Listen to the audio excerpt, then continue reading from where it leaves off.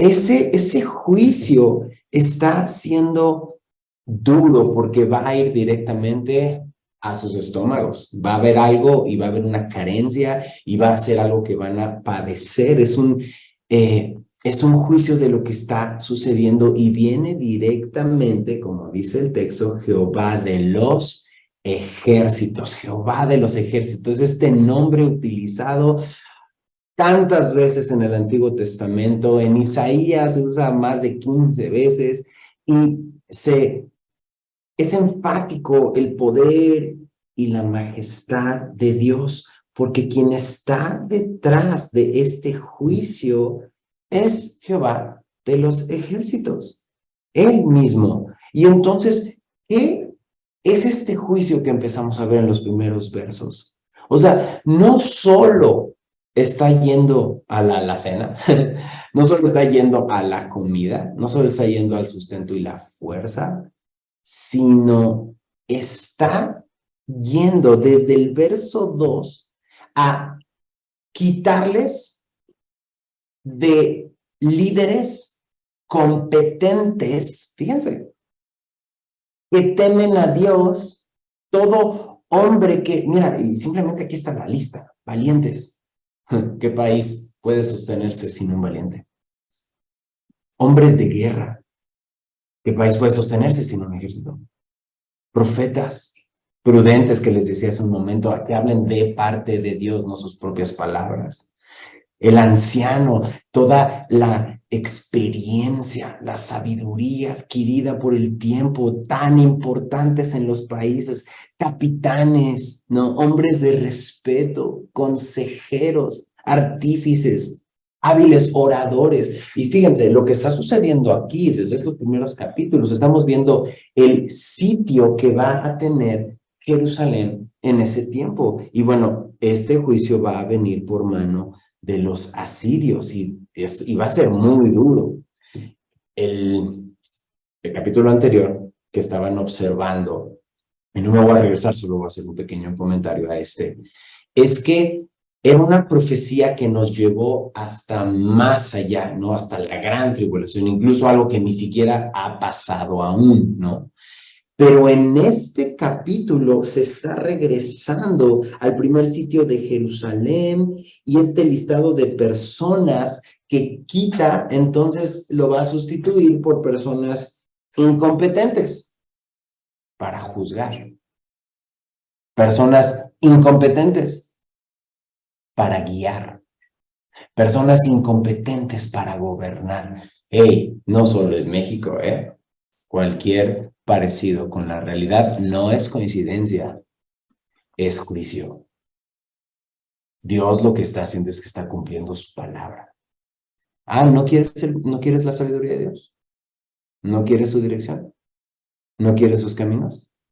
Pues lo peor que te puede pasar es que te dé lo que tú quieres, lo que el ser humano quiere, lo que él está buscando. Y observa las noticias. Es impresionante la actualidad que vemos en esto, porque empezamos a observar y decimos, es que no es posible, y lees las noticias internacionales, no es posible, y lees las noticias nacionales y estatales, y no lo puedes creer.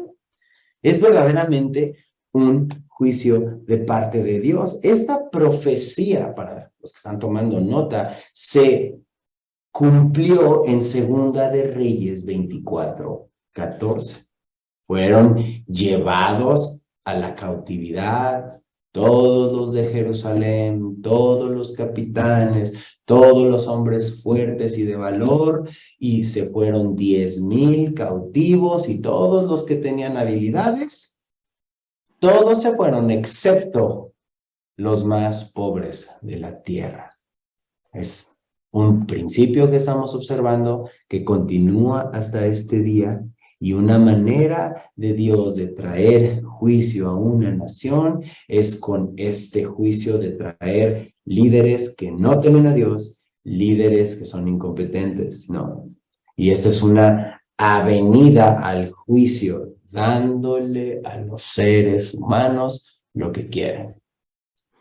Así que antes de pasar al siguiente comentario, veo una mano levantada de Susi Germán. Y Adelante. buenas noches, solamente para que nos Recuerde la cita, Segunda de Reyes, 14, ¿qué, perdón? Segunda de Reyes 24:14. Muy amable, pastor, gracias. Sí, sin problema. Así que este principio, esta crisis de liderazgo puede suceder incluso en tiempos donde económicamente un país esté bien. ¿Ves lo que te digo? O sea, quizá tú dices, no, pues el país es primermundista, tiene mucho dinero, ¿saben algo? Eso no implica que, aunque otras generaciones lo hicieron bien y hubo prosperidad, las nuevas generaciones que heredaron esa estabilidad económica en un país, incluso en una familia, en un negocio familiar, o sea, esto aplica a muchísimos ejemplos. No sea que de repente venga un juicio con un liderazgo incompetente. Y este es un efecto terrible del juicio de Dios, de tener estos líderes que no temen a Dios. Y aunque inmediatamente no se ve, entonces lo que hacen es que apartan a la nación del arrepentimiento. No hay arrepentimiento. Y entonces viene el juicio. Las personas, entonces, vienen a ser oprimidas. Mira lo que dice el verso. Les pone jóvenes por príncipes y muchachos serán sus señores. Para una nación que se enorgullecía de los hombres que tenían la experiencia y de de su grande sabiduría, de repente el pensar que un pueblo va a ser gobernado por muchachos es vergonzoso. Y entonces, ¿qué es lo que sucede? Vea la consecuencia. Todo va en el orden. Ve el verso 5, ahí lo dice. El pueblo se hará violencia, obvio, unos contra otros. Cada cual contra su vecino. El joven se levantará contra el anciano y el villano contra el noble. ¿Te das cuenta que no nos tenemos que ir tan lejos de lo que sucedió en ese tiempo para empezar a notar en nuestras propias ciudades cómo este odio entre las personas, cómo esta violencia entre las personas, unas ciudades más violentas que otras? Sin embargo, es lo mismo, es el mismo patrón. ¿Por qué? Porque dejamos a Dios, porque dejamos sus caminos y nos fuimos a nuestros propios caminos. Así que lo que observamos en esto es que cuando viene este juicio de parte de Dios, cuando ya no hay un liderazgo fuerte, cuando ya no hay hombres que temen a Dios, entonces, mira lo que dice el verso 6, cuando alguno tomare de la mano a su hermano, de la familia de su padre, y le dijere, tú tienes vestido, tú serás nuestro príncipe, y toma en tus manos esta ruina. Él jurará aquel día diciendo, no tomaré ese cuidado, porque en mi casa ni hay pan, ni qué vestir, no me hagáis príncipe del pueblo.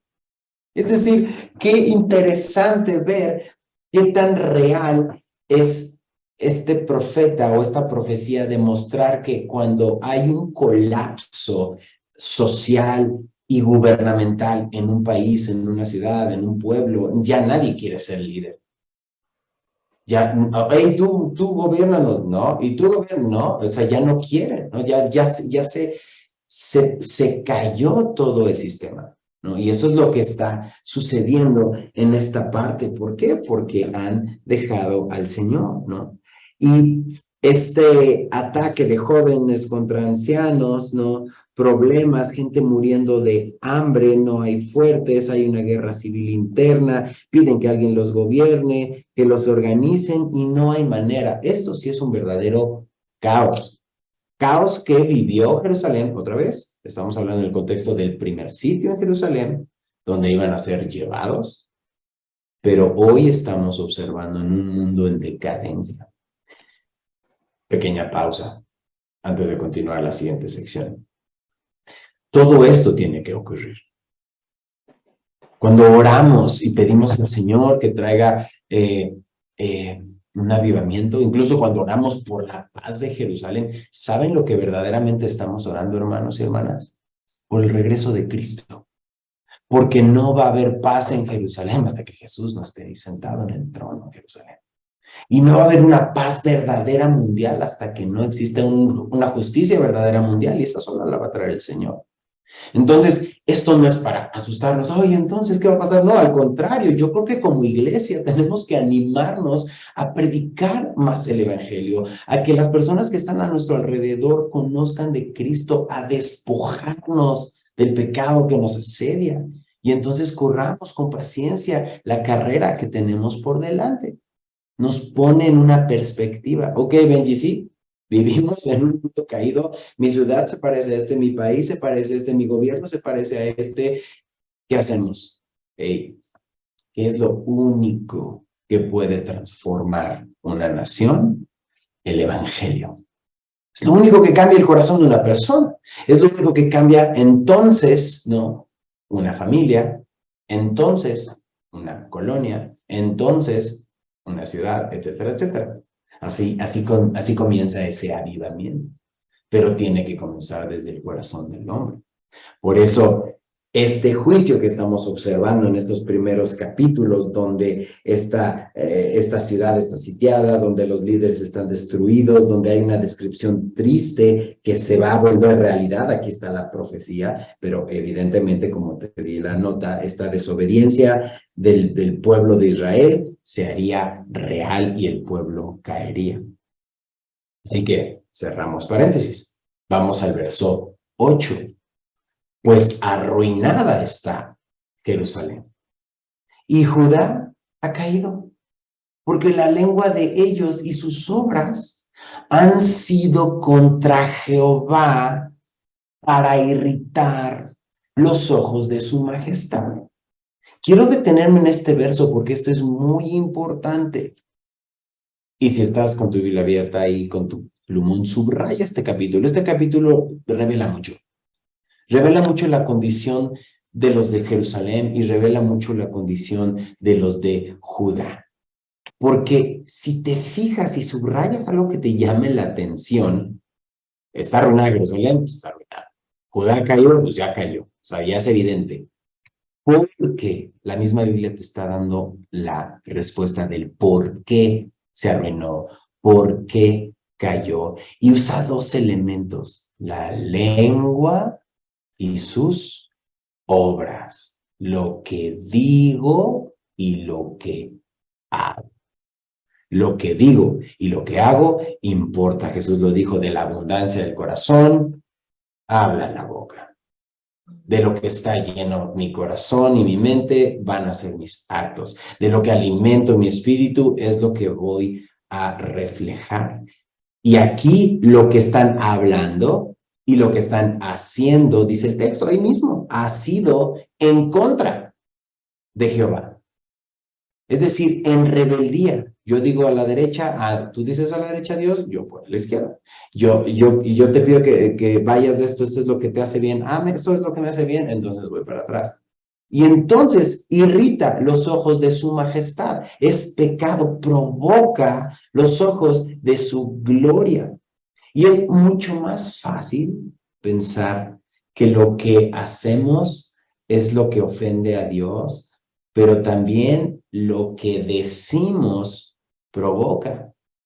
Y esto aplica a nuestra manera de vivir, mi hermano y mi hermana, y yo me pongo al frente.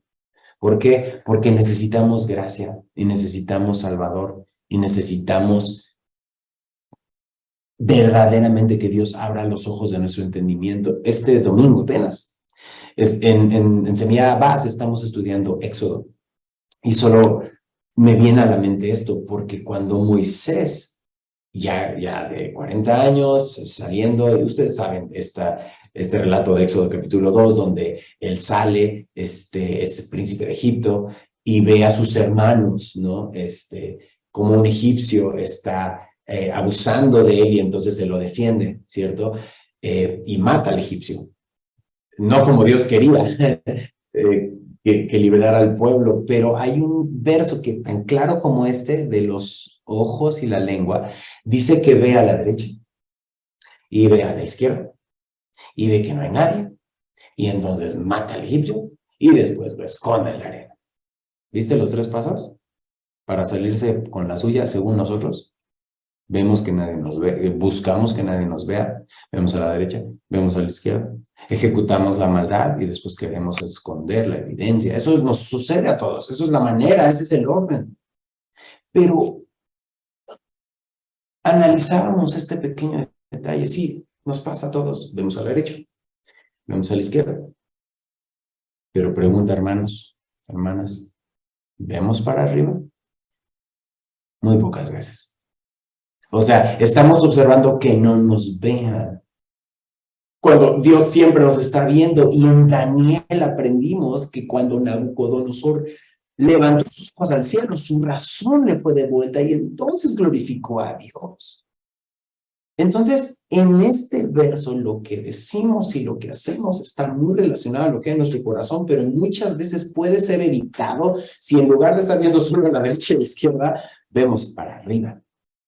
Vemos para arriba. Y eso es lo que sucedió con Jerusalén. Eso es lo que sucedió con Judá. Siguieron viendo a la derecha y a la izquierda sin observar al Señor, sin darse cuenta de las consecuencias que vendrían porque ya había esta condenación. Mateo 12, 36 y 37, de hecho te lo sabes de memoria, ¿no? Dice Jesús que vamos a dar cuentas en el día del juicio por cada palabra que decimos, porque por nuestras palabras, te lo sabes de memoria, seremos justificados y por nuestras palabras seremos condenados, ¿no? Entonces, ¿cómo podemos guardar nuestra boca? ¿Cómo podemos pedirle al Señor antes de hablar y hacer? Pues llénate de la palabra. Llénate de la palabra. Pidámosle al Señor, Dios, si no tengo algo bueno que decir, ¿no? Si no tengo algo bueno que comentar y opinar, guarda mis labios. Y permíteme entonces hablar con sabiduría y hablar tu palabra. Esta irritación a los ojos de la majestad de Dios, bueno, terminó en este juicio. Y entonces lo que sucede en los siguientes versos, mira lo que dice verso 9, la apariencia, regresa conmigo ahí a Isaías, la apariencia de sus ojos, de sus rostros, testifica contra ellos. Porque como Sodoma, publican su pecado, no lo disimulan. Ay del alma de ellos, porque amontonaron mal para sí. Punto. Este verso es tan actual que hasta, en serio, es sorprendente. ¿Qué es lo que hacemos en nuestras redes sociales? Publicamos, ¿no? O sea, incluso ese es el término. Oye, ya publicaste, ¿no? En Twitter, en Facebook, en donde se estás publicando. Y aquí lo que están haciendo es lo mismo. Están publicando el pecado. No lo disimulan. ¿Cuál es la mayoría del tráfico en las redes sociales para publicar? La mayoría es pecado, es chisme, es mentira. Y estaba observando hace tiempo, no lo tengo anotado, pero me gustaría, me quiero acercar a ese comentario porque era un comentario técnico, ¿ok? Y estaba hablando sobre, era una charla de ingeniería de consumo energético del mundo, ¿ok? Algo así bien técnico. Pero observen esto. Ellos estaban hablando del tráfico del Internet y de la energía que se consume por ese tráfico de Internet. Entonces decía este comentario que del tráfico de Internet, un gran porcentaje, y no quiero decirlo porque no me acuerdo, pero era muy grande, se mueve en pecado, pornografía, todo lo que tiene que ver con eso. No tanto eso que circula, pues obviamente hay energía física que hace que todo esto sea posible. Y decían, hasta el pecado, ¿no? O hasta, en este sentido, la pornografía que corre por el Internet causa tanto gasto energético, a su vez es resultado en contaminación ambiental. Fíjate, en un comentario técnico, como el pecado que corre y se publica, verso 10, se publica y no les importa, hasta contamina y derrocha recursos. Hoy en día es eso. ¿Cómo se llaman los meses, ¿no? De orgullo, ¿no? En verano. Más en Estados Unidos, pero ya aquí en México y en Latinoamérica, mi hermano en Argentina también lo ha de constatar. Es el mes del orgullo de pecado, ¿no? Nos enorgullecemos de esto. Esta idea de decir, esto es lo que soy, esto es lo que siento, esto es lo que quiero, pues no es nada nuevo. Porque desde Isaías capítulo 3, verso 10, estamos viendo que hay orgullo como Sodoma, se publica el pecado y no lo disimulan. Pero si tú y yo dijéramos y nos detuviéramos, bueno, pues cada quien lo suyo. No, mira lo que dice el texto. Ay del alma de ellos. Probablemente en este momento su cuerpo no esté siendo afectado, aunque lo estará, porque estos cuerpos no son diseñados para durar más. Pero el profeta apunta por palabra de Dios, ay de tu alma, ay de tu alma, dice, porque amontonaste mal para ti mismo.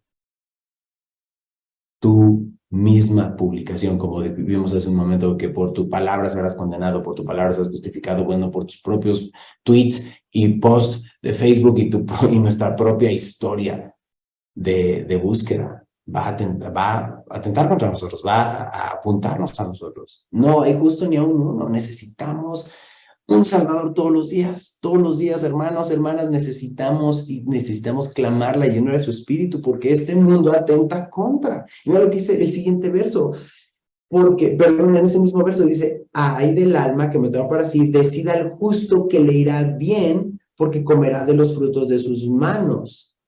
Ay del impío, mal le irá, porque según las obras de sus manos le será pagado. Entonces, estos dos versos, 10 y 11 de Isaías capítulo 3, muestran este contraste, ¿no? O sea, este contraste acerca de el que hace bien, entiéndase creer, eso es lo único bueno que un hombre y una mujer pueden hacer. Claro que podemos hacer obras buenas si fuimos salvos por fe para obras que Dios pone de antemano que andemos en ellas, pero ellas no nos salvan ni ellas no nos nos justifica la fe. Justificados pues por la fe tenemos paz para con Dios. Pero lo que observamos es que la obra que el cristiano y cristiana hace es creer. Entonces, en este verso dice, bueno, te irá bien, creíste, comerás de los frutos de tus manos, trabajarás y recibirás bendición. Pero ay del impío. Y estos ayes bíblicos es ay, ¿no? Literal, es un lamento del impío, del que no teme a Dios. Esa es la traducción. Un impío es alguien que no teme a Dios, no le importa a Dios, no considera a Dios, porque mal le irá. Y lo peor que nos puede ir a los seres humanos, o lo peor que le puede ir a alguien que no ha recibido la gracia de Dios, y subráyalo, ahí está al final del verso 11. Que te paguen según tus obras. Eso es lo peor que puede recibir un ser humano. Que te paguen lo que tú hiciste. Porque esto del yin y yang no existe. Es que mi bien va a igualar mi mal y hay más o menos nada. No hay justo. No se puede comparar porque generalmente lo que le sucede al ser humano es que se compara pues con el Chapo Guzmán, con el Mocha Orejas, ¿no? Te comparas con lo más malo que piensas de las noticias. No, pues yo no soy tan malo. Ese es un gran problema de visión. No podemos compararnos con los que vemos en las noticias como los malos. Tenemos que compararnos con Cristo. Él es el modelo a compararnos. Si te vas a comparar con alguien, compárate con Cristo. Ese es el comparativo. Y entonces nos damos cuenta, evidentemente, que no nos alcanza. Y que estamos muy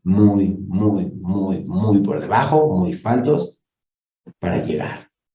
Esa comparación nos lleva a necesitar un Salvador. Cuando me comparo con un mocho orejas, pues obviamente yo soy, no, pues soy muy bueno, ¿no? Y entonces confío en mi justicia, pero cuando me comparo con Cristo, entonces no quiero que me paguen conforme a mis obras, porque incluso no solo mis obras, sino la intención de mis pensamientos que conoce Dios son malas y necesito un Salvador. Y entonces vemos esto de que si el pecado, tal como en Sodoma, no lo esconden, sino lo muestran, y vemos del otro lado que si yo confío en el Señor voy a tener bendición, pero que si no confío en el Señor, entonces, ¿qué es lo que va a suceder? Pues que me va a tocar lo que he buscado.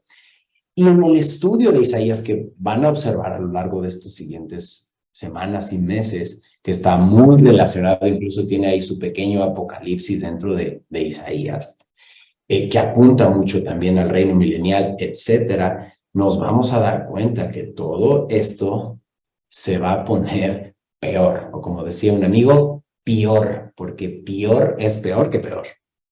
Se va a poner extremadamente mal. ¿Por qué? Porque la sociedad sigue cavando, sigue degradándose, pero donde abunda el pecado, sobreabunda la gracia.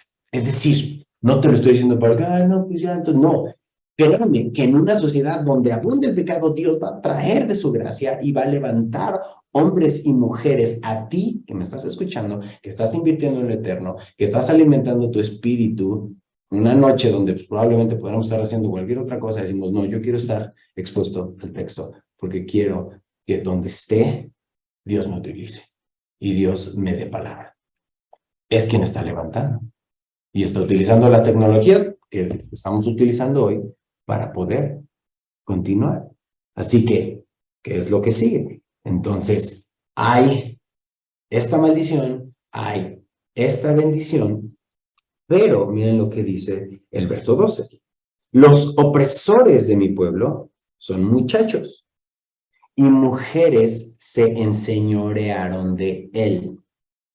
Pueblo mío, los que te guían, te engañan y tuercen el curso de tus caminos.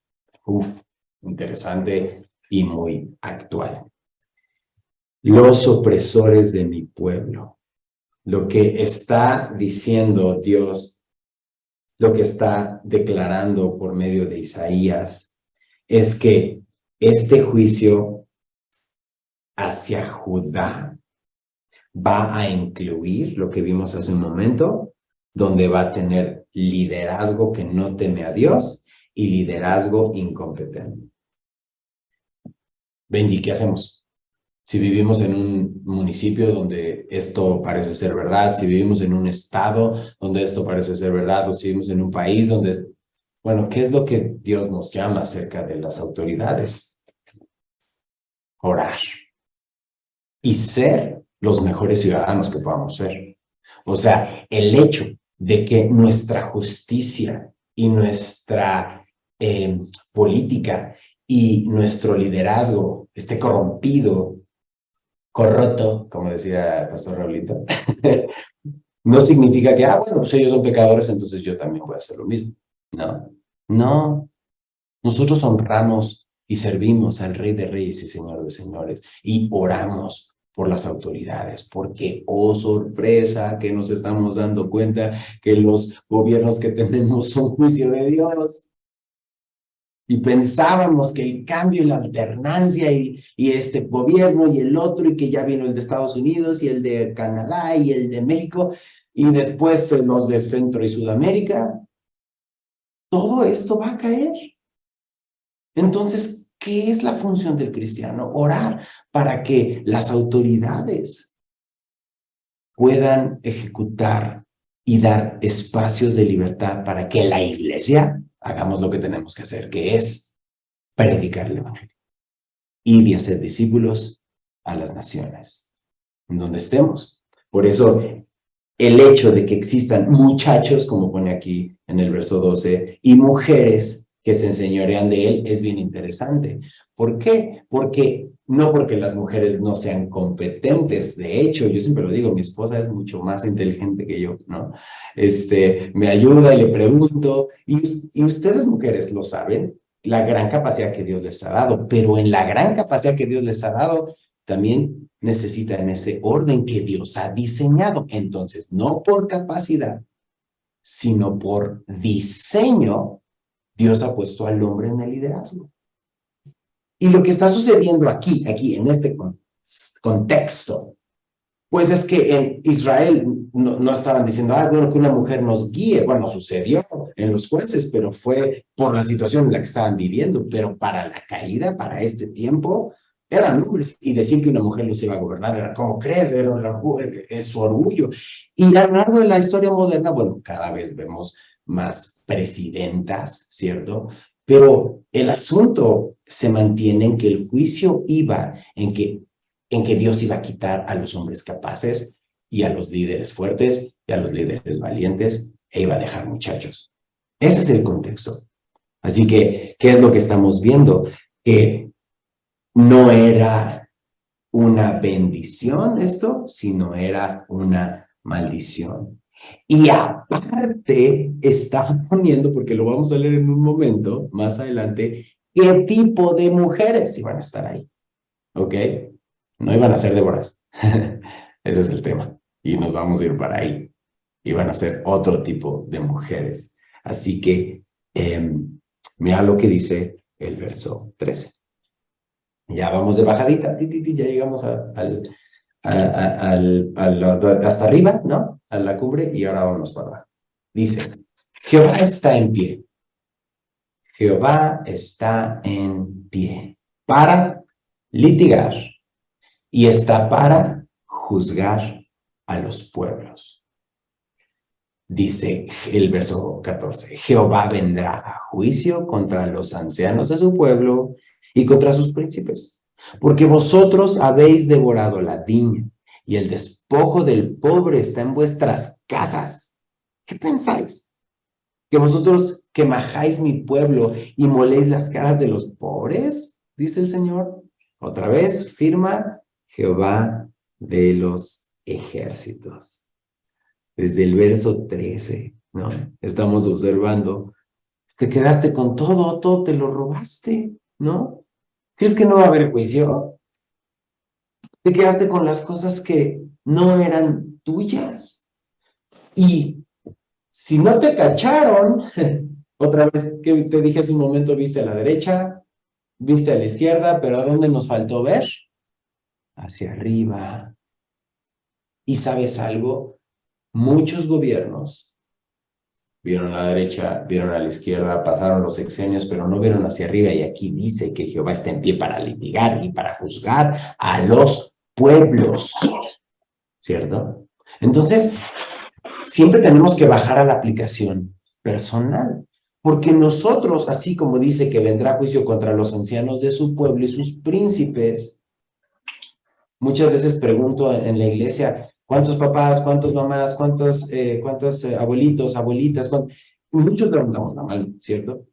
Bueno, ahí estás, anciano, ahí estás, príncipe, ¿no? Ahí estás, gobernador, si lo quieres ver ahí, y no es un título para que te sirvan, sino para que sirvas, para que ames, para que pastorees. Dios te puso ahí para eso. Ven, y es que ya son muy grandes, ya están mis nietos, ya. Siempre va a haber ese puente que Dios te ha dado para que puedas acceder a ellos, orar por ellos y llevarlos a la palabra. Tu familia, lo que más necesita es que ores por ellos y les des la palabra todos los días.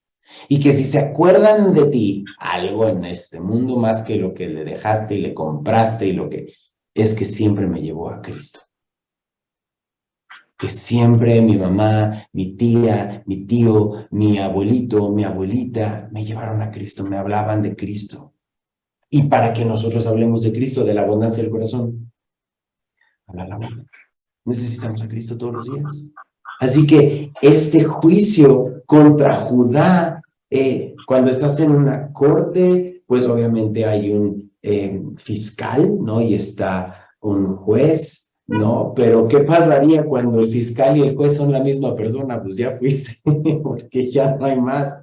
Sabes que eres culpable, sabes que es justo el que te va a decir y sabes que la condena viene. Aquí lo está diciendo, te quedaste con todo y te lo vestiste, te lo comiste y está en tu casa, está en tu cajón, está en tu cuenta, ahí lo tienes en tu cartera. Hasta el Señor dice, ¿dónde está lo que te robaste? ¿Qué juez más justo que hasta investigador sabe todo? Por eso, dice Jehová de los ejércitos, ¿no? Que firma, ¿qué piensas? ¿Que hiciste lo que quisiste hacer y no va a pasar nada? Claro que va a pasar. Así que viene la bajadita. Asimismo, en ese mismo tenor, ¿no? Dice Jehová, por cuanto aquí te va, te dije hace un momento qué tipo de mujeres son las que estaban ahí y cuál es su perfil. Y mira lo que dice el verso 16. Las hijas de Sión, y ve subrayando, y ve viendo su perfil, se ensoberbecen, ¿no? Tienen soberbia. Andan con el cuello erguido. Es decir, ya sabes, ¿no? No está hablando de un pueblo bien educado, es que no bajan, no se humillan, no dan por la gente, no sirven, con ojos desvergonzados, no les importa. Su mirada, su forma de ser es soberbia, es orgullosa, es desvergonzada. Cuando andan, van danzando y haciendo son con los pies. Es decir, a su ritmo, a su forma, no les interesa. Imagínate una mujer así guiando al pueblo. Imagina una mujer así guiando y siendo la que toma las decisiones. ¿Cuánto más le das al pueblo? ¿Qué tipo de leyes va a decretar? ¿Qué tipo de cosas va a hacer? Es decir, estas mujeres de Judá eran orgullosas y entonces se veían a sí mismas, se amaban a sí mismas y se consideraban a sí mismas como mejores a todos los demás. Es decir, veían a todos para abajo. Y la humildad a la que la palabra nos enseña es no tener un concepto mayor de nosotros que el que debemos tener. Es decir, la verdadera humildad bíblica es no pienso más de mí, pero tampoco menos. Por la gracia de Dios, soy lo que soy, ¿cierto? Así que ni un extremo ni el otro, lo que Dios ha hecho en nosotros. Y no consideramos, o más bien considerando, dice la palabra, a los demás como mayores a nosotros. Es decir, nosotros servimos. Eso es lo que Jesús nos enseñó. Y lo hizo, lavando los pies de los discípulos y entregando su vida. Nosotros, cuando te dicen, es que eres una hija de Dios, eres una hija del rey, ¿no? Eres un hijo del rey, ¿no? Y ya luego nos damos, como dice aquí, como pues el cuello erguido. Ojo, ¿qué tipo de rey tienes en mente? Porque nuestro rey es un rey sirviente. Es un rey que sirve. Ese es nuestro rey. Así es que si nos vamos a poner ese título de hijos del rey, necesitamos saber qué tipo de rey es. El corazón que estamos observando en este verso 16 de las hijas de Sión es soberbia, es pecado. Y entonces va a venir un juicio. Sus ojos, ¿no? Cuando está hablando los ojos desvergonzados, ¿saben a qué se refiere? Son ojos seductivos, sexuales y promiscuos. ¿Cómo se los puedo poner más claro? Porque no solo sucede en el mundo es lo que se espera, tristemente, pero muchas veces dentro de la iglesia, que es que a diferencia de tiempos anteriores donde no teníamos tanta facilidad de compartir contenido, ahora, y podría decir mujeres, pero también hombres, seducen en sus fotografías a otros, ¿no? Se exponen en sus fotografías a otros. Pasan de simplemente poner estoy en este lugar a mírame y como dice aquí, ¿no? Seductivos, promiscuos. Eso es lo que está sucediendo. Y necesitamos ver que eso es pecado, ¿no? Porque lo que estaban haciendo ellas es atraer a los hombres a inmoralidad sexual coqueteando. ¿Por qué? Porque eso aprendieron. ¿Por qué creen que está cayendo Jerusalén? Porque se dejaron contaminar por todos los pueblos alrededor.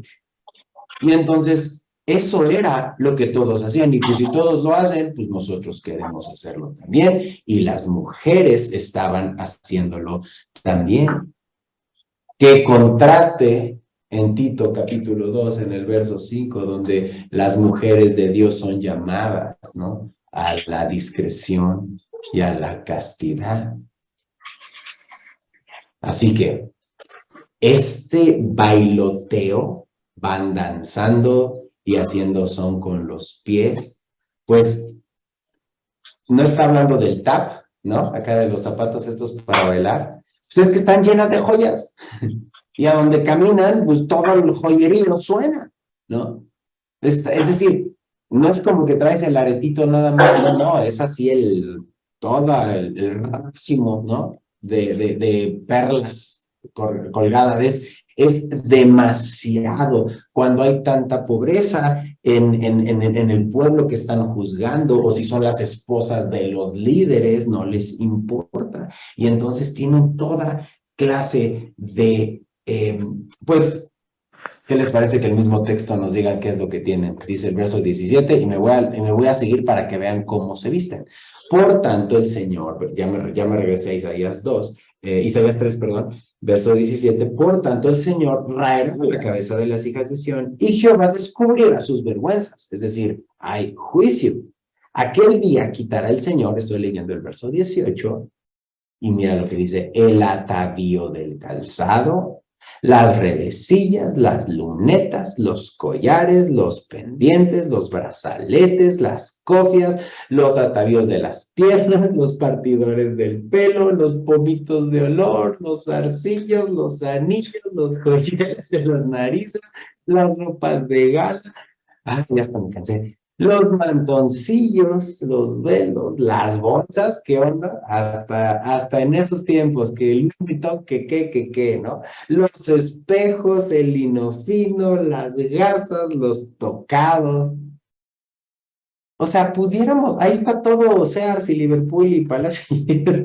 Es un producto de cada departamento, ¿no? Y ojo, el pecado no está en el producto. Es decir, es porque generalmente ocupa un lugar en nuestro corazón que no debería de ocupar, ¿cierto? No está hablando del pecado de la bolsa. Está poniendo de lo que hay en el corazón de estas mujeres por encima de Dios. Entonces el verso 24 dice que en lugar de los perfumes aromáticos, ok, tenías todo lo que quisiste, compraste todo lo que quisiste, hiciste toda clase de injusticias, hasta te pusiste el mejor de los perfumes, pero sabes, vendrá la hediondez y va a venir una cuerdita en lugar de tu cinturón.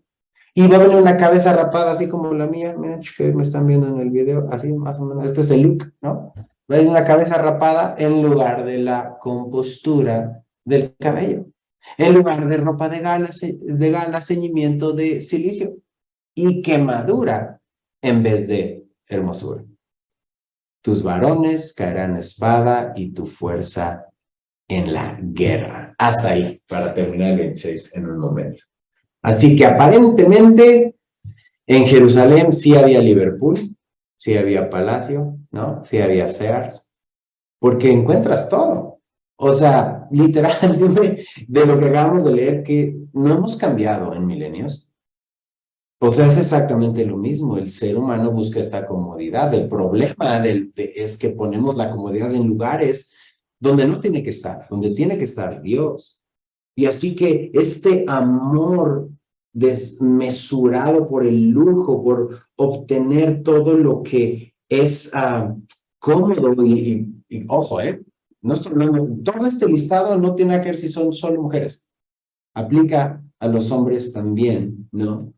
Podemos ver que es un problema, porque ocupa un lugar en nuestro corazón y entonces, ¿qué es lo que queremos verdaderamente? ¿Qué es lo que estamos buscando verdaderamente? ¿Qué es lo que ocupa nuestro corazón y nuestros sueños y nuestros deseos y nuestros anhelos que creo que ninguno de los que estamos aquí podríamos decir no a esta afirmación, que una vez que lo obtenemos, queremos más. Una vez que lo logramos, no nos satisface. Una vez que lo obtenemos es decir, nunca estamos saciados de todas estas cosas. Y muchas veces, en problemas familiares, sobre todo matrimoniales, por encima de la infidelidad son problemas económicos. ¿Por qué? Porque no aprendemos a ser sabios, mayordomos, con lo que Dios ha puesto en nuestras manos. Y la mayoría de las veces, todos, me incluyo, me estoy poniendo al frente, estamos con los ojos a la derecha, a la izquierda, pero rara vez para arriba, para preguntar al Señor. Y entonces esto es una cuestión de juicio para Judá, pero sin duda hay un ejemplo acerca de lo que pudiéramos nosotros evitar y si ya estamos en ello, pedir perdón, entregarle, Señor, ordena mis finanzas, ordena mi corazón, te entrego todo, ayúdame a salir de esto, quiero ser agradecido, sí, esforzado, el mejor trabajador que puedo ser, el mejor empresario que puedo ser, pero para tu gloria sin que ocupe un lugar en mi corazón. Por eso, primera de Pedro, capítulo 3, en el verso 3, primera de Pedro, en el capítulo 3, en el verso 3, está hablando acerca de la conducta, bueno, de hecho desde el verso 2, ¿no?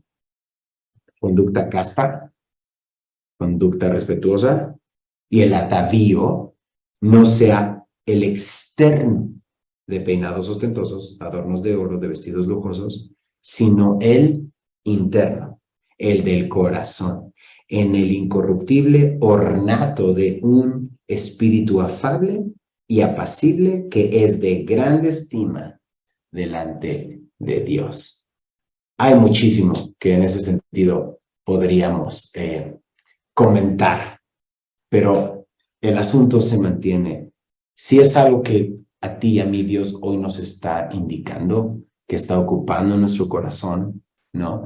Tanto de la ausencia de ser pastores en nuestra casa, de traer la palabra y al contrario, estar tan afanados y tan ocupados y en todo un listado parecido a este en el cual hemos estado gastando lo que Dios nos da o incluso lo que ni siquiera nos ha dado, venir en arrepentimiento, porque habíamos dicho al inicio de esta enseñanza, ¿no? Y ya estamos llegando al final. Dios, haz algo en mí personal, trae en mí esto. ¿Por qué? Porque no quiero este contraste, no quiero hediondez, ¿no? Dice el versículo 22, yo quiero perfume aromático, ¿no? Yo quiero el cinto de la verdad, no quiero esta cuerda, quiero este peinado que te glorifique, no estamos hablando en términos espirituales, no estoy hablando de algo físico necesariamente, y otra vez no me malentiendas, por favor, peínate y báñate y usa el perfume y estate presentable para la gloria de Dios, por favor, ¿no? Pero estoy hablando del tema del corazón, que muchas veces ocupa más lo físico que lo espiritual. Y en estos, a cambio de, ¿no? A cambio de, en lugar de, ¿no? Pues vemos esto, ¿no? Que hay hediondez, ¿no? Que hay cuerda, que hay cabeza rapada, ¿no? Que hay quemadura. Y son condiciones así que está diciendo, hey, no solo eso en la parte física, sino tu nación, y ahora sí termino, ¿no? El 25 que leímos, no solo la parte física, sino tus varones van a morir, caerán espada, y tu fuerza va a terminar en la guerra, y tus puertas se entristecerán y enlutarán, y ella desamparada se sentará en tierra desolada. Uf, yo siempre he dicho, imaginen que están en un avión, ¿no? Y está el avión, todo bien, todo en orden, no pasa nada. Y se levanta un vendedor, ¿no? Y tiene un paracaídas. Y empieza así, así como atrás de las azafatas a decir, vendo paracaídas, vendo paracaídas. Y pues todos así de, pues, ¿que este cuate qué? Pues andamos en un avión de primera, ¿no? Primera, lujo, tecnología. Nadie quiere tu paracaídas, estamos bien, tenemos 2 motores increíbles de última generación, los mejores pilotos están ahí. Paracaídas, paracaídas, nadie quiere un paracaídas, nadie quiere un paracaídas. Ok, siguiente escena, el piloto les dice, señores, agárrense porque este avión se va a caer. Y se levanta el vendedor y dice, paracaídas, y todos paracaídas en este momento, ¿no? Es decir, hasta que no nos damos cuenta de nuestra necesidad real es cuando vemos cuánto nos hace falta esta salvación.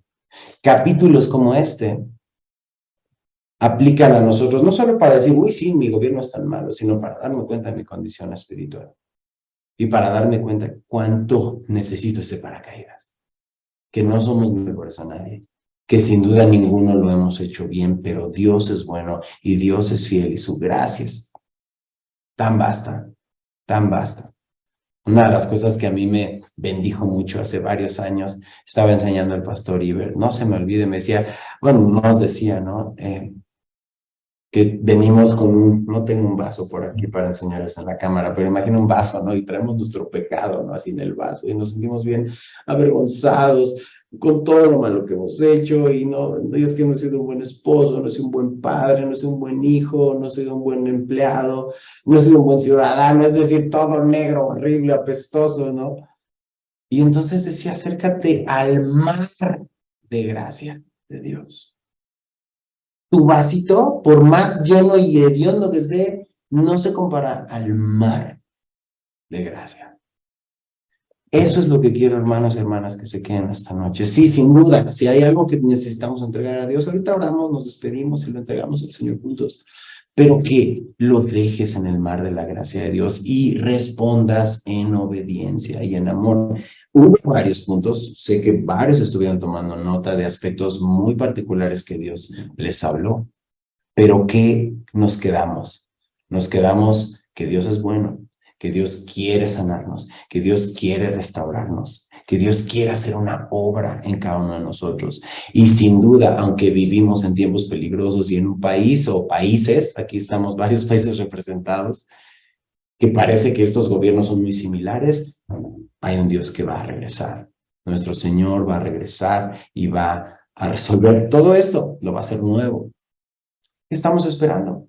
Predique el Evangelio.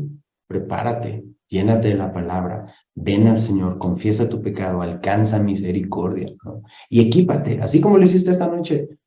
Todas las noches que Dios te permita, y los domingos, y los miércoles, y los estudios que Dios te conceda, y sobre todo tu tiempo no negociable con Dios a través de su palabra. Así que vamos a orar. Inclina tu rostro, bueno, ya si quieres, puedes cerrar tu cuaderno, puedes poner tu pluma en la mesa, pero inclina tu rostro y cierra tus ojos, ¿no? Y ven al Señor como estás, ¿no? Como eres, lo que tienes, y pon en tu mente, Él conoce tu corazón, Él conoce lo que estás pensando, ¿no? Y dile, Señor, aquí está, ¿no? Mi situación, aquí está mi preocupación, aquí está mi pecado, aquí está lo que he pasado. Y tráelo delante del Señor. Dile, Padre, aquí estoy. Ayúdame, perdóname, límpiame, restáurame. Necesito de ti. Necesito de tu espíritu. Lléname.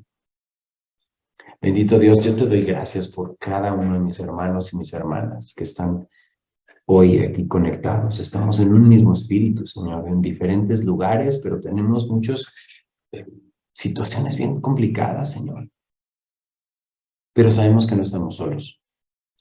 Nos encontramos muy parecido en lugares como Judá y Jerusalén, de mucho pecado, nosotros mismos participando de cosas que como vimos, tanto decimos cosas y hacemos cosas que son rebeldes a ti, Señor.